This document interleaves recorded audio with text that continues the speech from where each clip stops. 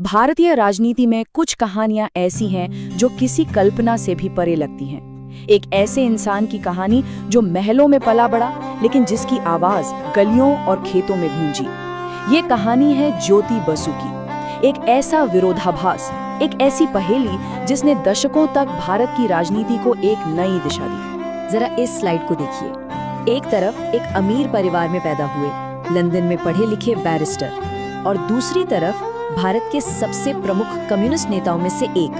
सोचिए, ये दोनों पहचानें एक ही व्यक्ति की हैं, और बस यही बात ज्योति बसु की कहानी को इतना असाधारण बना देती है। तो सबसे बड़ा सवाल यही उठता है कि आखिर ये बदलाव हुआ कैसे? एक आरामदायक और विशेषाधिकार वाली जिंदगी जीने वाला कोई व्यक्ति मजदूरों और किसानों का सबसे बड़ा नेता कैसे बन गया? आइए इस पूरी कहानी में इसी रहस्य से पर्दा उठाते हैं। तो चलिए इस कहानी की बिल्कुल जड़ों से शुरू करते हैं। सबसे पहले उनके शुरुआती जीवन पर एक नजर डालते हैं, जो उनकी बाद की यात्रा को और भी ज्यादा अविश्वसनीय बना देता है। ज्योति बसु का जन्म 8 जुलाई 1914 को कलकत्ता के एक संपन्न बंगाली परिवार में हुआ था। उनके पिता निशिकांत बसु एक जाने-माने डॉक्टर थे और उनकी मां का नाम था हेमलता बसु। उनकी परवरिश एक पढ़े लिखे और आधुनिक सोच वाले माहौल में हुई, और उन्होंने भारत के कुछ सबसे बेहतरीन संस्थानों जैसे सेंट जेवियर स्कूल और प्रेसिडेंसी कॉलेज से अपनी शुरुआती पढ़ाई पूरी की। चलिए अब कहानी के उस अहम पड़ाव पर चलते हैं जहां उनका पूरा नजरिया ही बदल गया। ये उनकी जिंदगी का वो अध्याय है जिसने उनकी किस्मत हमेशा के लिए तय कर दी। साल 1935 में ज्योति बसु कानून की पढ़ाई करने के लिए इंग्लैंड गए। वहाँ उन्होंने यूनिवर्सिटी कॉलेज लंदन में दाखिला लिया और मिडिल टेम्पल से बैरिस्टर बने। लेकिन ये सफर सिर्फ एक एकेडमिक सफर नहीं था। असल में यहीं पर उनकी राजनीतिक जागृति हुई, जब वो पहली बार समाजवादी और कम्युनिस्ट विचारों के संपर्क में आए।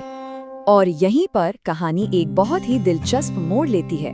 दो विचारकों के शब्दों ने उन्हें हमेशा के लिए बदल दिया, कार्ल मार्क्स और व्लादिमीर लेनिन। उनके लेखों ने बसु के दिमाग में क्रांति की एक ऐसी चिंगारी जलाई जिसने उन्हें हमेशा के लिए कम्युनिस्ट आंदोलन की ओर खींच लिया। तो 1940 में जब वो भारत लौटे तो वो एक बिल्कुल बदले हुए इंसान थे। उन्होंने बिना देर किए भारतीय कम्युनिस्ट पार्टी ज्वाइन कर ली और मजदूरों और किसानों के हक के लिए काम करने लगे। उन्होंने खास तौर पर रेलवे कर्मचारियों के साथ मिलकर कई आंदोलन किए और 1946 में उन्हीं के निर्वाचन क्षेत्र से अपना पहला चुनाव जीतकर अपनी राजनीतिक यात्रा की एक सफल शुरुआत की। अब देखते हैं कि कैसे जमीन से जुड़ा ये कार्यकर्ता भारतीय इतिहास के सबसे लंबे समय तक मुख्यमंत्री रहने वाले नेताओं में से एक बन गया। साल 1964 में भारतीय कम्युनिस्ट पार्टी में एक विभाजन हुआ और एक नई पार्टी बनी, भारतीय कम्युनिस्ट पार्टी मार्क्सवादी यानी CPIM। ज्योति बसु इसके संस्थापक और सबसे प्रमुख नेताओं में से एक थे और ये पार्टी जीवन भर उनका राजनीतिक घर रही। 23 ये नंबर अपने आप में एक पूरी कहानी कहता है। 1977 से लेकर साल 2000 तक ज्योति बसु ने लगातार 23 सालों तक पश्चिम बंगाल के मुख्यमंत्री के तौर पर काम किया। यह भारतीय राजनीति में एक रिकॉर्ड तोड़ने वाला कार्यकाल है। तो अपने शासन के दौरान उन्होंने अपनी विचारधारा को असलियत में कैसे बदला? उन्होंने ऑपरेशन बरगा जैसे ऐतिहासिक भूमि सुधार लागू किए, जिससे लाखों भूमिहीन किसानों को उनकी जमीन का हक मिला। उन्होंने गाँव में लोकतंत्र को मजबूत करने के लिए पंचायत प्रणाली को ताकत दी और मजदूरों के अधिकारों की रक्षा के लिए कई कानून बनाए।